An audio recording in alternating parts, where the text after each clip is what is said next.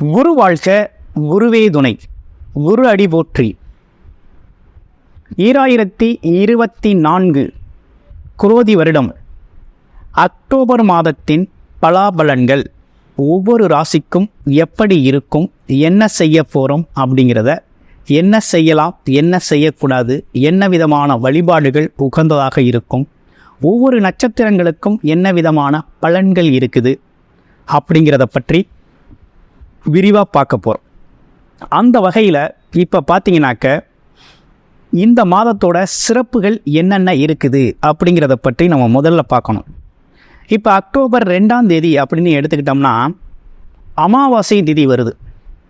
இந்த அமாவாசை நன்னாள் அப்படிங்கிறது பார்த்திங்கன்னா முன்னோர் வழிபாடு, குலதெய்வ வழிபாடு, பித்திருக்கள் வழிபாட்டுக்கு உகந்த நாட்களாக இருக்குது. அடுத்து அக்டோபர் 3ஆம் தேதி பார்த்திங்கன்னா நவராத்திரி பூஜைகள் ஆரம்பம். அக்டோபர் 11ஆம் தேதி அப்படின்னு எடுத்துக்கிட்டோம்னா சரஸ்வதி பூஜை, ஆயுத பூஜை அப்படிங்கிற ஒரு விஷயங்கள் பூஜை ஆரம்பம். அன்னைக்கு தான் அந்த பூஜைகள் செஞ்சு வழிபாடு செய்யக்கூடிய ஒரு நாள். அடுத்து அக்டோபர் 17 அப்படிங்கிறது பௌர்ணமி திதி. திரு அண்ணாமலையாரை வழிபடக்கூடிய, கிரிவலம் சென்று வழிபடக்கூடிய, முழு அருளை பெறக்கூடிய ஒரு நல்ல நாள், அம்மனுக்கு உகந்த நாளாகவும் இருக்குது. இப்படிப்பட்ட விசேஷ தினங்களோடு இருக்கக்கூடிய இந்த நாட்களில் 21 அக்டோபர் 21, 24 பார்த்தோம்னாக்க சுமுகூர்த்த தினங்களாக வருது. அடுத்து அக்டோபர் 28 வாஸ்து நாள். புது வீடு கட்டணும் அப்படின்னா வாஸ்து குறிக்கிறதுக்கு மிகவும் உகந்த நாளாக இருக்குது. அடுத்து அக்டோபர் 31 தீபாவளி திருநாள் பண்டிகை அப்படிங்கிறது அன்னைக்கு தான் வருது. இப்படிப்பட்ட சிறப்புகளோட இந்த மாதம் தொடங்குது. அது மட்டும் இல்லைங்க, 4 விதமான கிரக பெயர்ச்சிகள் அப்படிங்கிறதும் இந்த அக்டோபர் மாதத்தில் வருது. புதன் பகவான் பார்த்தோம்னா அக்டோபர் 10ஆம் தேதி பெயர்ச்சி ஆகிறார். சுக்கிர பகவான் 13ஆம் தேதி பெயர்ச்சி ஆகிறார். செவ்வாய் பகவான் அப்படிங்கிறவர் 20ஆம் தேதி பெயர்ச்சி ஆகிறார். இதுக்கு இடையில சூரிய பகவான் அப்படிங்கிறவர் அக்டோபர் 14ஆம் தேதி பெயர்ச்சி ஆகிறார். இப்படிப்பட்ட பெயர்ச்சிகளை வைத்துக்கொண்டு என்ன விதமான பலாபலன்கள் இந்த அக்டோபர் மாதத்தில் இருக்க போகுது அப்படிங்கிறத டீட்டெயில்டாக விரிவாக நம்ம பார்க்க போகிறோம்.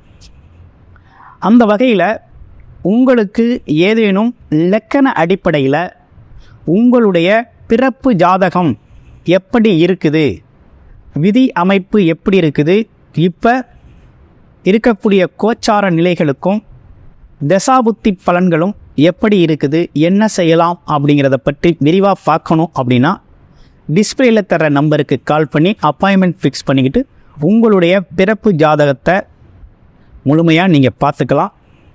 இப்போ நம்ம பார்க்க போகிறது ஒவ்வொரு ராசிக்குமான கோச்சார பொது பலன், அக்டோபர் மாதத்திற்கான பொது பலன்களை நம்ம இப்போ பார்க்க போகிறோம்.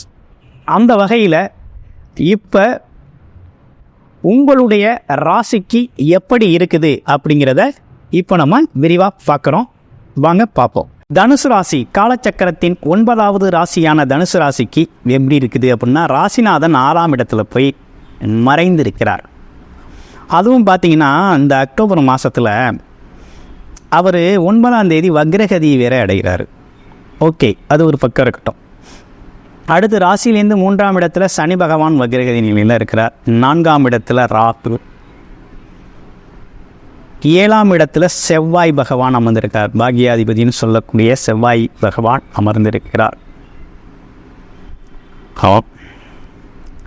அடுத்து வேற என்ன விசேஷங்கள்?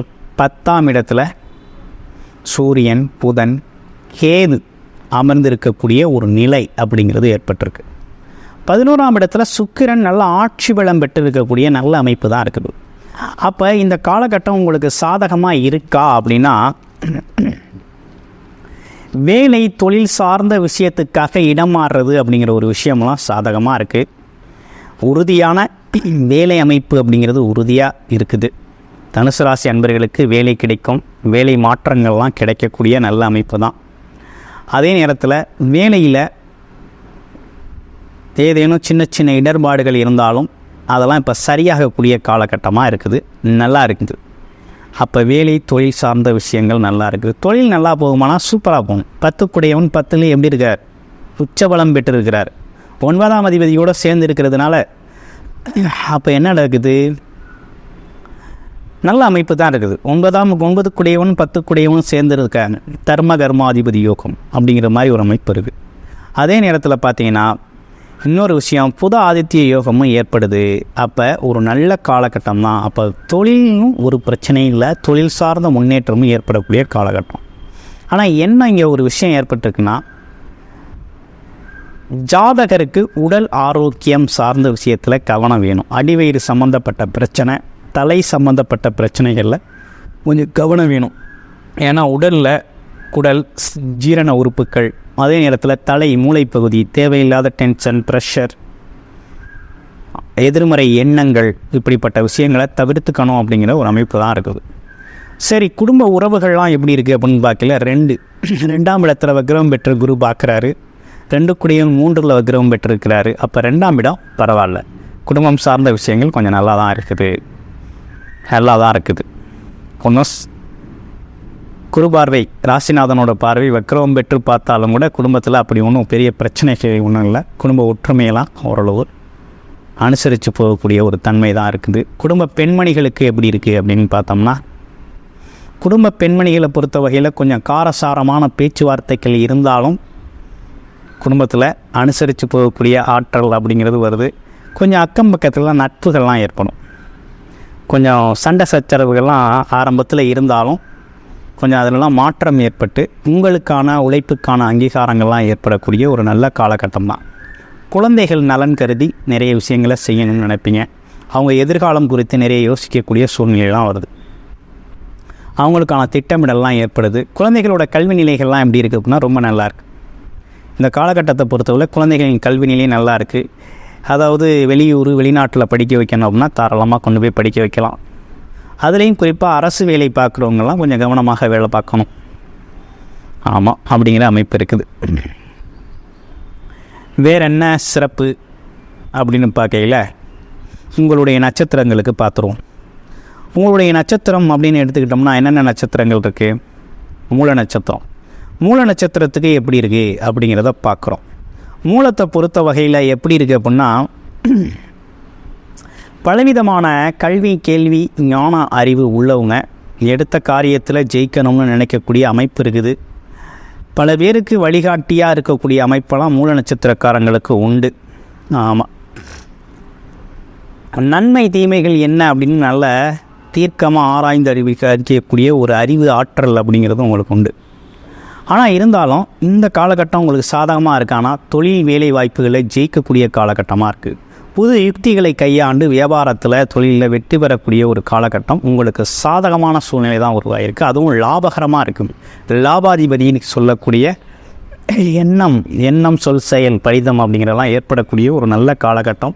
அப்போ எண்ணங்கள் ஈடேறக்கூடிய, லாபங்கள் அதிகரிக்கக்கூடிய அப்படிங்கிறது நல்ல பொருள் வரவு, தனவரவு வரக்கூடிய ஒரு நல்ல காலகட்டமாக தான் அமைஞ்சிருக்கு.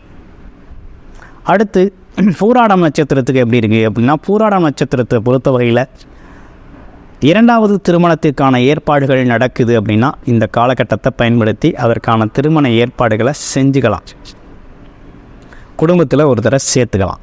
அப்படின்னா என்னென்னா திருமணம் பண்ணிக்கலான்னு அர்த்தம்.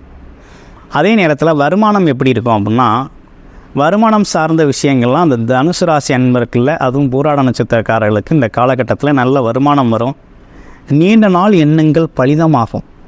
குடும்பத்தின் தேவைகளை நிறைவேற்றுவீங்க. மனைவியோட தேவை, அதே நேரத்தில் குழந்தைகளோட தேவை, அடிப்படையாக உங்கள் குடும்பத்தில் வீட்டில் என்ன அத்தியாவசியமோ அதெல்லாம் நிறைவேற்றக்கூடிய ஒரு நல்ல அமைப்பு ஏற்பட்டிருக்கு. எண்ணங்கள் பலிதமாகும். எண்ணத்திற்கு ஏற்றால் போல் வாழ்க்கை அமைகிற காலம் வந்து நல்ல விஷயங்கள் நடக்கிற காலம். அடுத்து வேறு என்ன அப்படின்னா, உத்திராடம் நட்சத்திரம். உத்திராட நட்சத்திரத்தை பொறுத்த வகையில் பார்த்திங்கன்னா ரொம்ப தைரியமானவங்க, பொது காரியங்களில் ஈடுபடக்கூடிய ஒரு அமைப்பு அப்படிங்கிறதெல்லாம் இருக்குது. எப்போதுமே சுப விஷயம் அப்படின்னா முன்னின்று நடத்தக்கூடிய ஒரு அமைப்பு அப்படிங்கிறது உத்திராட நட்சத்திரத்துக்குனே உண்டான ஒரு அமைப்பு. இப்போ உத்திராட நட்சத்திரத்துக்கு இந்த காலகட்டம் ரொம்ப சாதகமாக இருக்கா அப்படின்னா கண்டிப்பாக சாதகமாக இருக்குது. ஆமாம், தந்தை வழி உறவுகள், தந்தை, உங்கள் தொழிலுக்கு, வேலைக்கு, வியாபாரத்துக்கு உதவி செய்வாங்க. அது அரசு சார்ந்த விஷயங்கள்லாம் உங்களுக்கு சாதகமாக நடக்கக்கூடிய ஒரு சூழ்நிலை இருக்குது. ஆமாம், இந்த காலகட்டம் உங்களுக்கான காலகட்டம் தான். அப்போ நல்ல விஷயங்கள் உங்களை சுற்றி நல்ல விஷயங்கள் நடக்குது. ஆனால் உங்களுக்குள்ள கொஞ்சம் எதிர்மறை எண்ணங்களை நீங்கள் குறைச்சிக்கணும் அப்படிங்கிற மாதிரி தான் இருக்குது. ஓகேங்களா? ஒன்றும் பெரிய பாதகமான சூழ்நிலை அப்படிங்கிறது மாதிரி இல்லை. உங்களுடைய பிறப்பு ஜாதகத்தில் என்ன ராசி அப்படிங்கிறது தெரியுது. லக்கணம் என்ன, தசாபத்தி அமைப்பு என்ன அப்படிங்கிறத முழுமையாக பார்த்து தெரிஞ்சுக்கணும் அப்படின்னா டிஸ்பிளேயில் தர நம்பருக்கு கால் பண்ணி உங்களுடைய முழுமையான ஜாதகத்தை நீங்கள் பார்த்து தெரிஞ்சுக்கொள்ள முடியும். நன்றி, வணக்கம்.